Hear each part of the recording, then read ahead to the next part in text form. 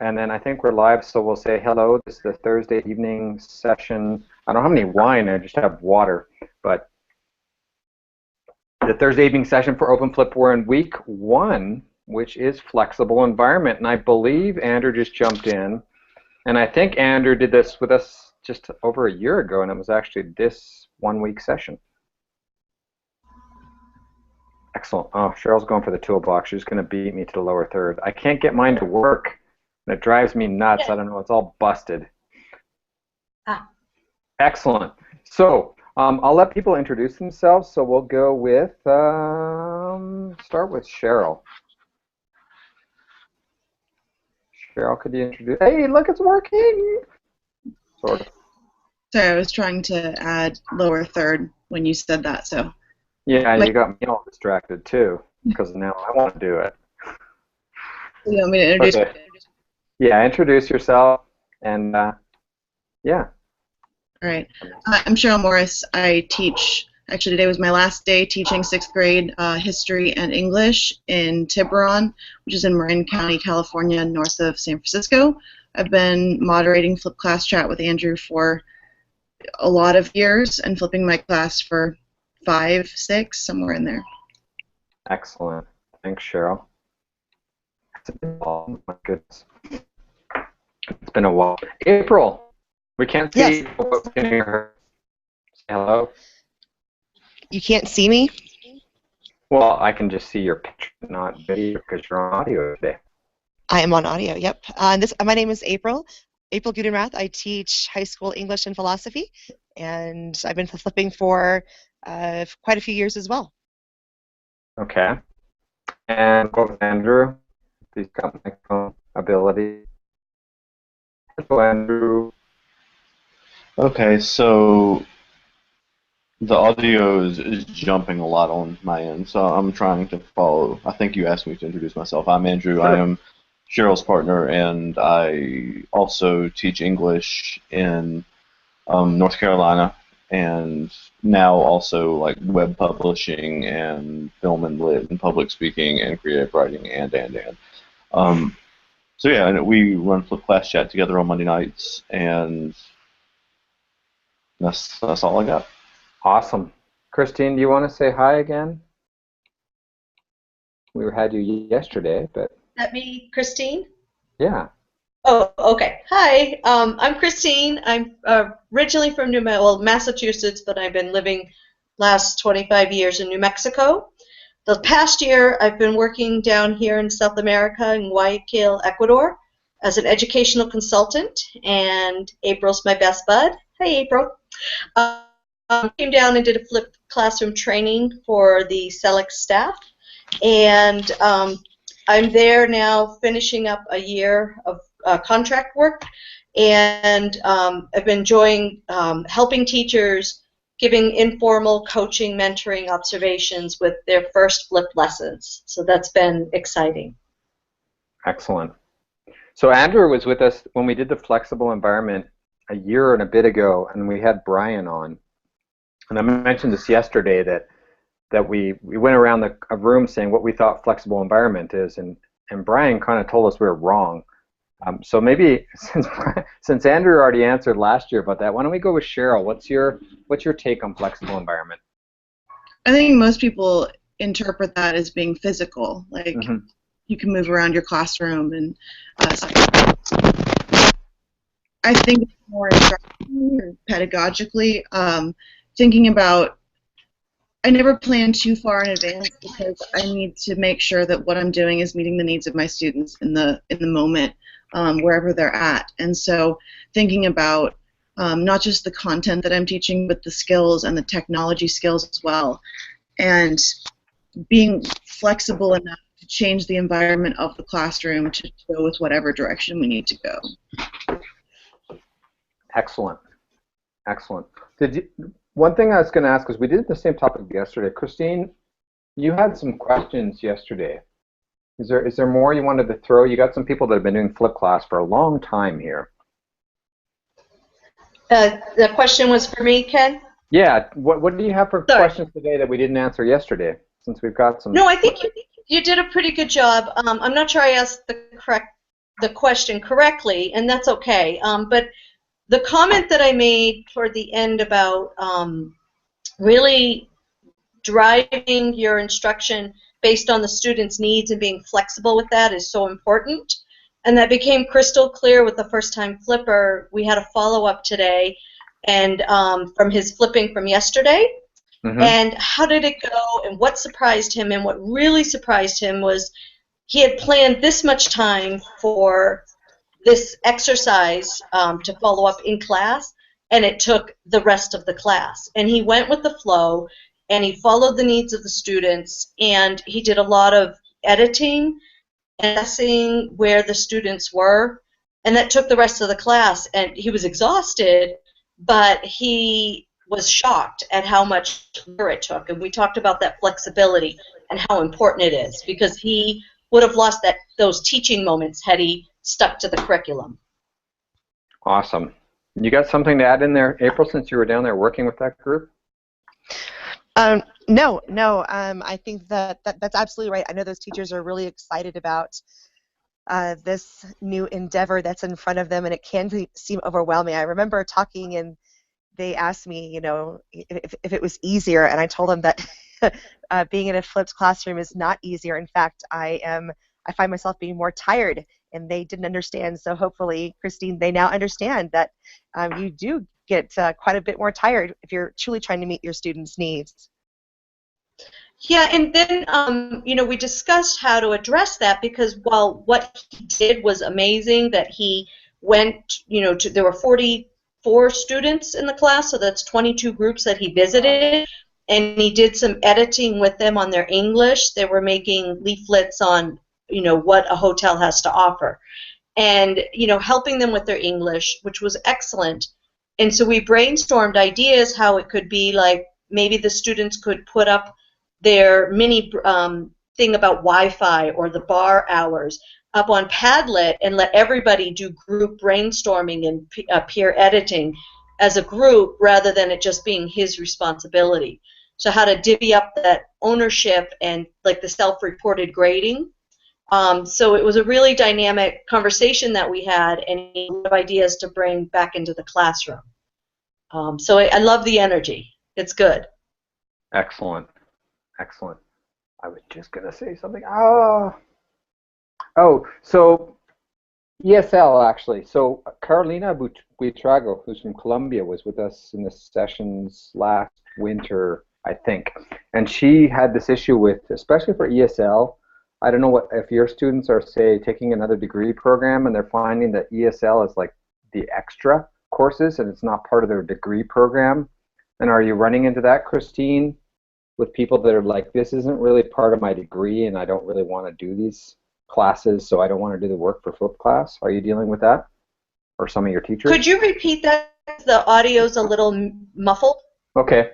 So a colleague from Colombia was having students they don't want to do the work. They don't want to do the pre-work for flip class because it's not their degree. It's this extra course I have to take because I'm in Latin America and I have to learn English.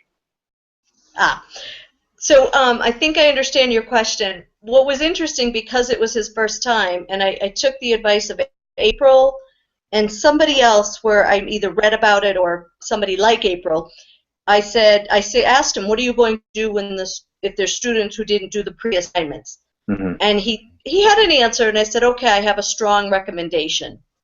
I said, make them follow through, because if you just let them do it when they enter the class, everybody else will catch on that they don't have to do the pre-assignments. I came in to observe, and he had about 8 or 10 students sitting out in the hallway looking at the videos and completing the assignments, and that was priceless because the students in class were moving forward. So it set the tone that these small assignments are critical to be productive in the classroom. So that was just the first experience. It's so brand new. I think the idea of what is autonomous learning is going to have to be taught. Because even when I was in the classroom, the idea of just partner working was new to them. That where one student was sketching, the other student was sitting there. So I had to model and show how the other person could be editing or writing ideas down while the other one's drawing their leaflets. So there's a lot of growing for everybody in terms of the whole flexible learning and how that happens. So let me give context to Cheryl, maybe, and Andrew here. Yesterday, one of your questions was, because you're working and guiding a group of teachers on doing flipped class for the first time, follow-up after April was there. Their biggest issue was they were kind of getting dragged down this long training they're going through and just running out of time. They're kind of panicking on, how am I going to do all this when I don't have time to do it? Maybe Cheryl can jump in on that. I think the answer is you can't do everything. So maybe I'm not the right person to answer this question. I found that there are times where I get more done, but there's also times, like Christine was saying, sometimes a lesson just takes longer than you think it's going to, and I'd rather go for depth than breadth any day. Right. Yeah, and that kind of came up yesterday, that we have to be, or at least we need some administrative support. If I'm going to go deep on this and I'm really going to get my students excited and learning, then we need some backup on, or some get our back on maybe not covering all of the content. I know we've had lots of discussions about that, Cheryl. So you or Andrew, what's your thoughts on how do we deal with maybe not covering all the content in our classes if we're going really deep?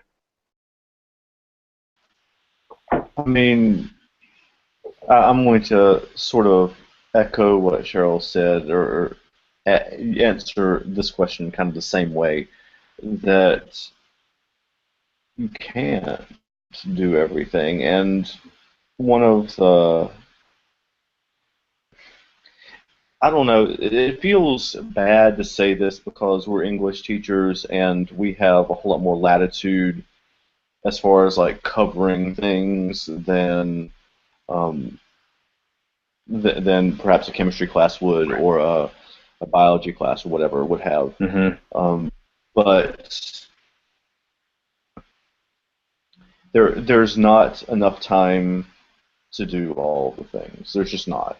And part of being, I think, in my opinion, I mean, really being a part of being a teacher, period, not just being a flipped class teacher, but part of being a teacher, period, is deciding which things are the most important and having to live with what doesn't get done. I mean, that's just part of the deal. And freaking yourself out about it is not going to help anybody.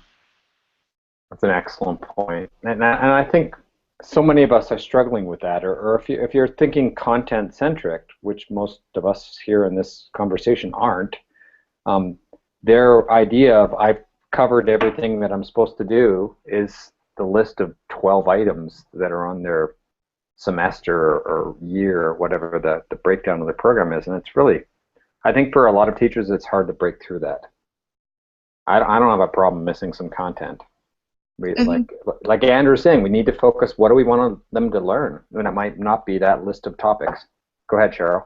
I think part of it too is spiraling. Like, that we may not cover. So best example I can give you, I teach ancient history, which starts with the beginning of the universe and goes through Rome in a year. And I get to the end of the year, and I've never taught my students what a civilization is. I've never given them a lecture on, what is a civilization? What makes up a civilization?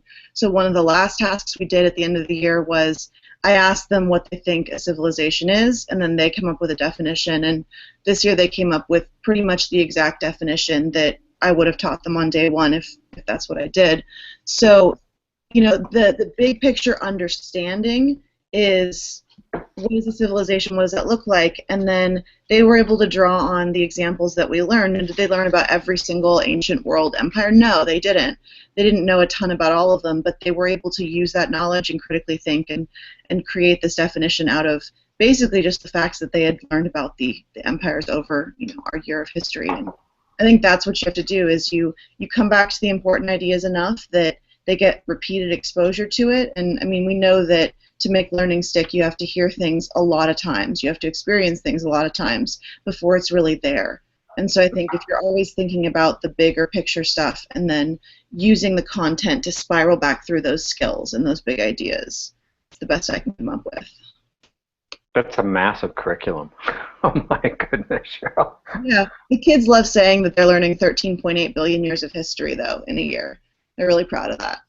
That's awesome. So, go ahead, April. No, I was just going to say that, yeah, this is April. One of the things when I was down there, when I've talked to other ESL teachers, is, teaching English or history or philosophy in your native tongue is very different than trying to teach a foreign language to someone. So that's one of the challenges I think a lot of ESL teachers have, both here in the United States and abroad, is trying to teach, vocabulary and content. And I think that to a lot of ESL teachers can be overwhelming when, their university's accreditation is on the line. I think, that, Christine, that's what we were talking about, all of the testing that has to happen in order for universities to keep, a certain level. And so I think when we talk about, flexible environment, I totally agree with Cheryl and Andrew that, the big idea is so important.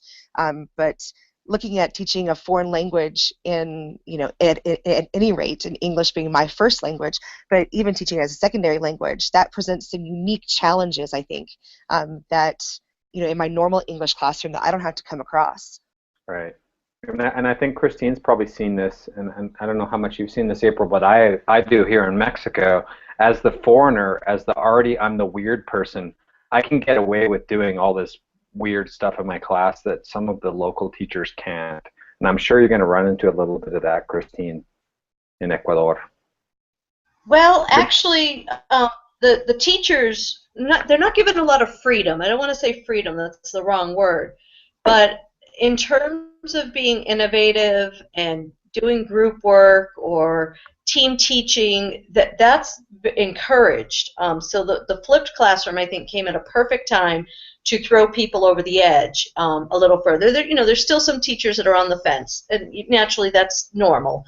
But the school, SPOL, really wants to see the growth and the results of learning English as a foreign language, because we're not even fortunate enough to be in English as a second language. This is English as a foreign language because the main language is Spanish. Mm-hmm. So it's a double-edged sword in the sense that they get English 2-3 times a week.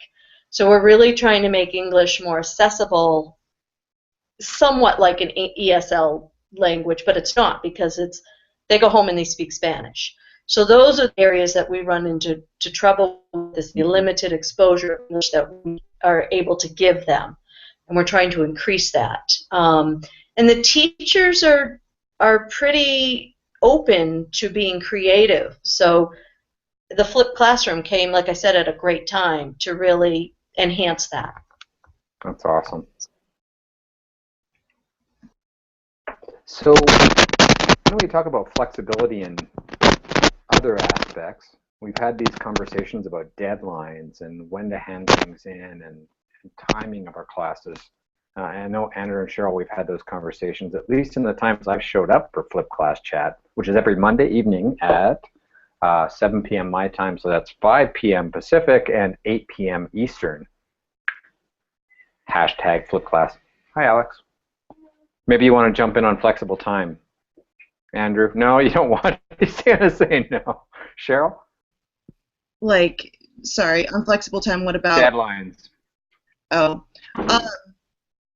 I think this is one of those issues where we could all disagree and all be right, because there's no best way to handle it. And it's different for different classes. Like in history, if we're in a different era of history, it won't really help the kids to go back and do assignments about the content of a previous unit necessarily. Mm-hmm. So, I mean, in my class this year, I've had to get very specific, where I give them back graded work on Tuesday, and then they have until the following Wednesday to revise it and turn it back in, and after that, I don't take it. And that's really for my kids, because they will try to get every single point they can possibly get, and so the revision becomes how do I get the half point I missed, instead of how do I gain the knowledge or skills that I should have. It's this culture of your school, it's the culture of your country, it's the culture of your university or other environment that just comes into this. I've eliminated completely last semester, and I still have to write about it with my abolished gradings, where nothing was worth points, so there was no more which one am I going to do, which was worth more points, and not do the one that's not worth points. And it became pretty interesting, and I'll have to write more about it. But because of that, I don't have to deal with the deadlines either, so it comes up that way. I'm trying to see if there's any questions coming in. Anything you guys want to add in on the topic of Flex while I'm trying to see if we got any questions coming in? This is April. I would definitely echo, with what Cheryl said. We in English, since similar to the other humanities, we kind of build upon, that spiraling thing, like you said, Cheryl, before. That we have deadlines that it's the unit. If we're studying Hamlet, for example, and Hamlet's done, and we're into the Glass Menagerie, for example, turning in Hamlet stuff is not going to help you with your depth of knowledge in analyzing a play, for example. What gets me sometimes is when in the environment of the school, going back to having your administrative support, when you try to as a teacher enforce one deadline, and then you have other teachers in your department or in other areas of your school that will take work up until the day before the final, and having that kind of friction, if you will, between teachers and departments. And that's hit me, April. Is I have student videos. I have them do comments at the end of every semester, reflecting on our class and giving feedback, and also messages to the next students. And it's been very common that because you're the only one who had this flexibility and everyone else was rigid, yours became like ultimate last priority, because I had to do that chemistry thing for today, I had to do the physics thing for tomorrow, and the math thing for the next day, and oh, yeah, I'll do Ken stuff like at the end of May when I'll just do everything. So that really kind of killed me. Good students told me this. Sorry. Go ahead, Cheryl. That's exactly why I stopped giving homework several years ago, because the kids always would put reading to the end, which I understand because I was the most flexible teacher, but then they were reading Spark Notes because it was 2 in the morning and they had to get up in 3 hours to go to crew practice. Right. And I think part of being a flip class teacher is being flexible with the kids you have and what they need. And it always came down to me, do my kids need to do 30 minutes of reading or a video, or do they need 30 minutes of sleep? Right. Pretty much always they need to sleep, and I'll take care of it during class. And that's awesome. And that's getting to, our pillar I and intentional content, intentional assignments. So that's awesome as well. No, nobody's coming in with questions. Darn it. I'm going to run out of time today. What about flexible ways of teaching content? I'm not going to make you talk about puppets, but you could. I'll always talk about puppets.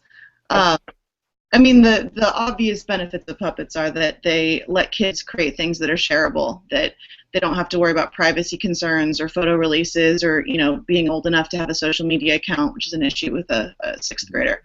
11, 12-year-old, if you're not familiar with the U.S. system.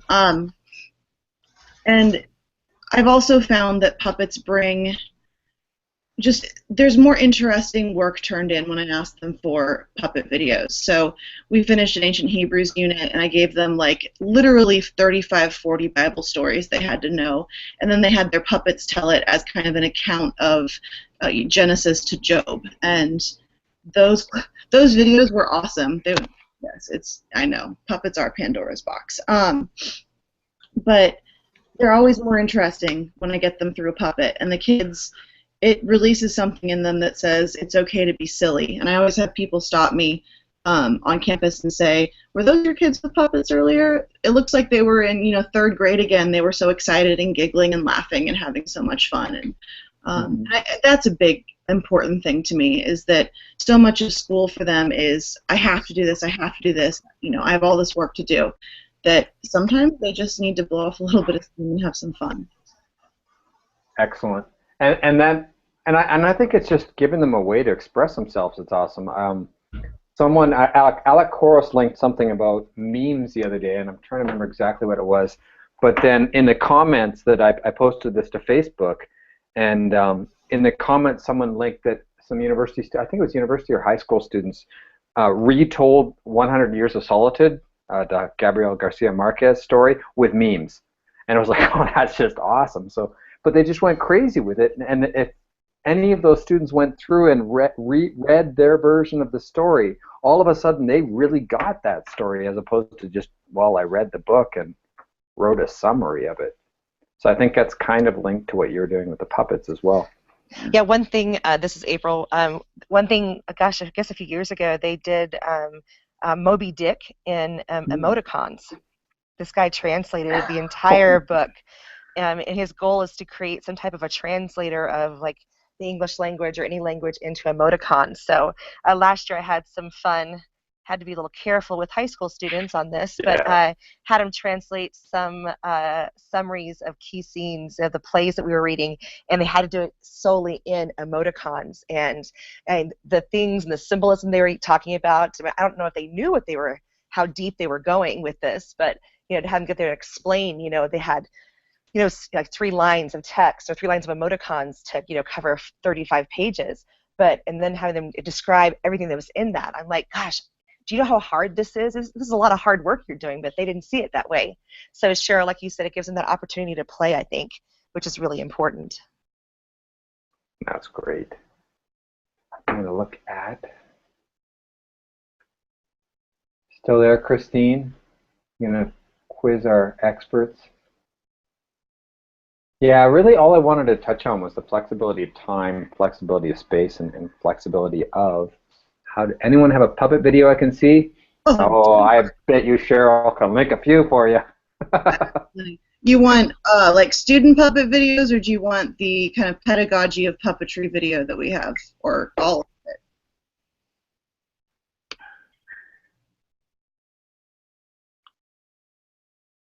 Do we? Oh.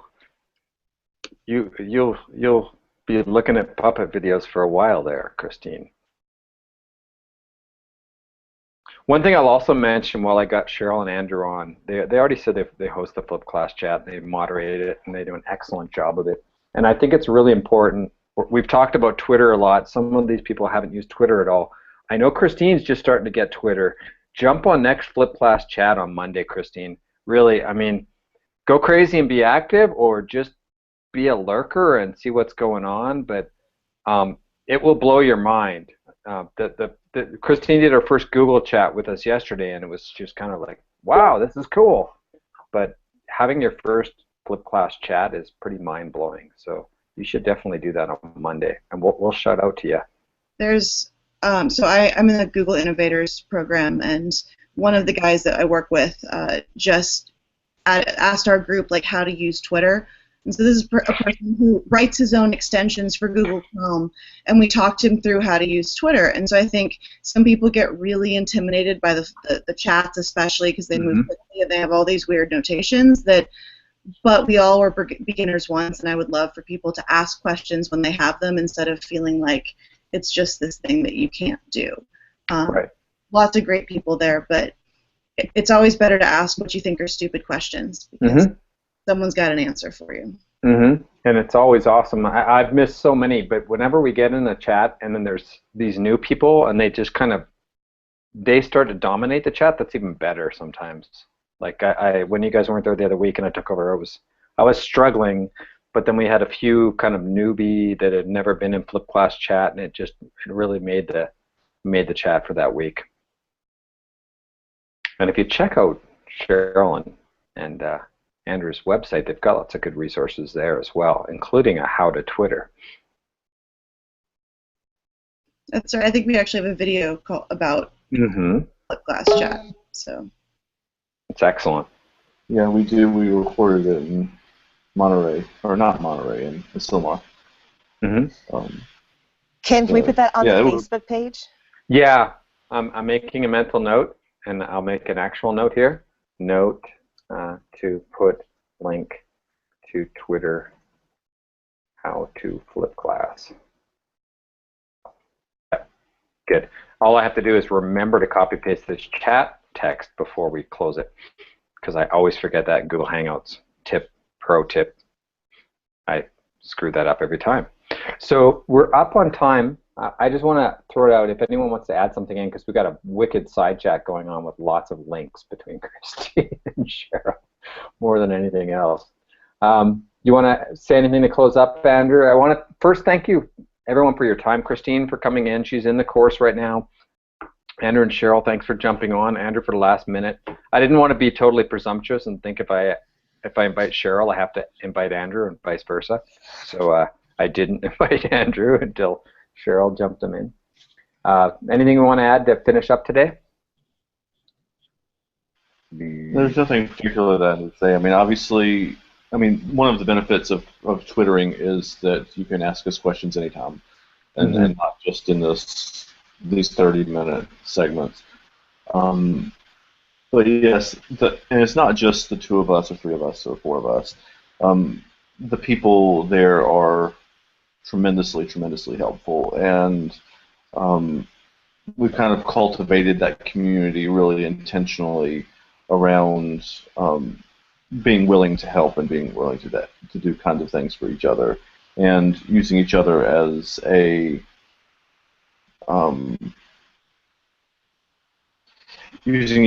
kind of sounding boards and that kind of thing. So, like Cheryl said, we were all beginners once, and you should definitely interrogate us for sure. And share. Share as much as you can. We're definitely better together. I'll beat you to that one. Cheryl, that's something you want to add? No, I think you guys covered it.